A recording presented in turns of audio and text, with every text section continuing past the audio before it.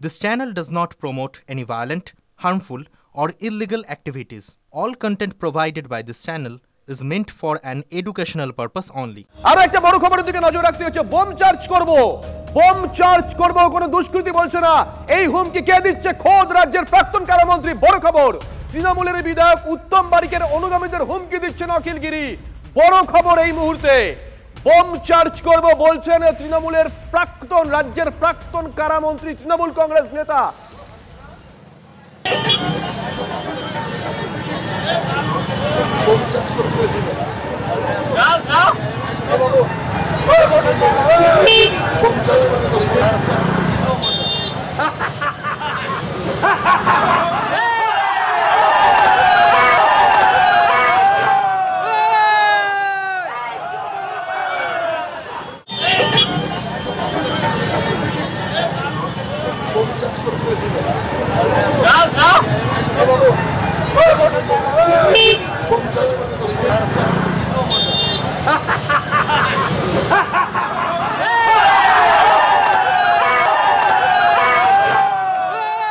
রাজ্যের প্রাক্তন কারামন্ত্রী অখিল গিরি, রাজ্যের প্রাক্তন কারামন্ত্রী, তৃণমূল কংগ্রেস নেতা, বর্ষিয়ান রাজনীতিবিদ, তিনি বলছেন বোম চার্জ করব। তৃণমূলের বিধায়ক উত্তম বারিকের অনুগামীদের হুমকি দিচ্ছেন অখিল গিরি। কাঁথি সমবায় ব্যাংকের ডিরেক্টর পদের মনোনয়ন ঘিরে সংঘাত বেশ কয়েকদিন ধরেই চলছিল। অখিল গিরি বলছেন বোম চার্জ করব।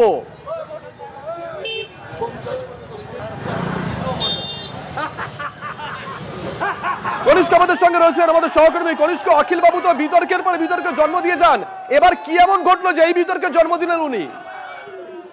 দেখো, উত্তর পূর্ব ভারতের সব থেকে বড় সমবায় ব্যাংক এই কাঁথি কোঅপারেটিভ ব্যাংক। আর এই কাঁথি কোঅপারেটিভ ব্যাংকের যে পরিচালন সমিতি বা ডিরেক্টর নির্বাচনকে কেন্দ্র করে রীতিমতো যেন শাসকের অন্দরে বিস্তর জলঘোলা চলছে।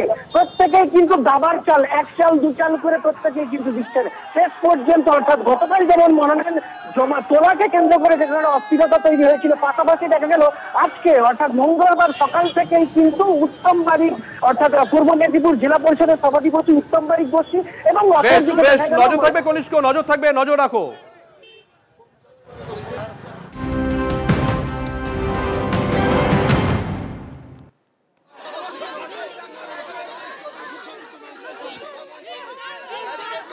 আর এই মুহূর্তে আমরা যে ছবি দেখাচ্ছি স্বাস্থ্য ভবনের সামনে ছবি, ধুন্ধুমার সেখানে।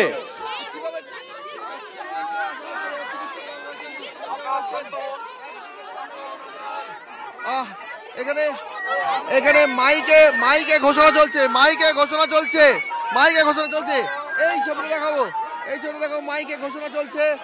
এখানে টেনে নিয়ে আসা হচ্ছে চিকিৎসক স্বাস্থ্যকর্মীদের।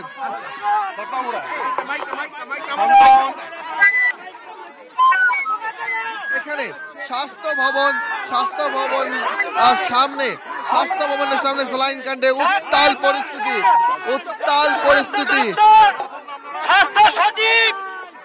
দুপক্ষের মাইকিং, একদিকে আন্দোলনকারীদের মাইকিং, একদিকে আন্দোলনকারীরা হ্যান্ড মাইকে ঘোষণা করছেন যে তাদের এই আন্দোলনের কারণ কি সেইটা। আর অন্যদিকে পুলিশ প্রশাসনের বক্তব্যে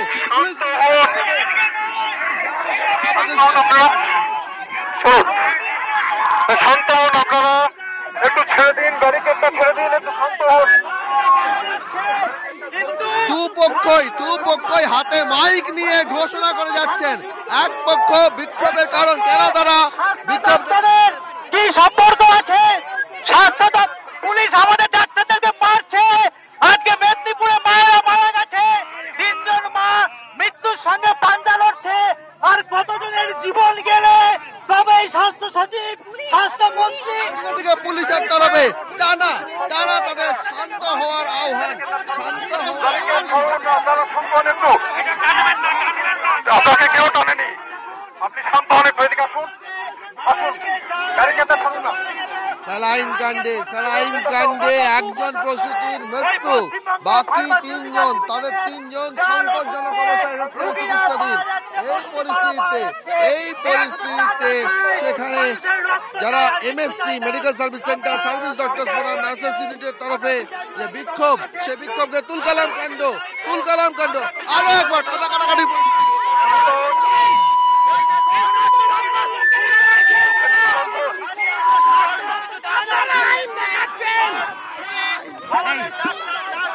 এই যে মেয়ে আমাদের বাড়ির মেয়েরা মরছে, এর দায়টা কার? আপনারা আইন দেখাচ্ছেন কাকে? আমরা ডাক্তার না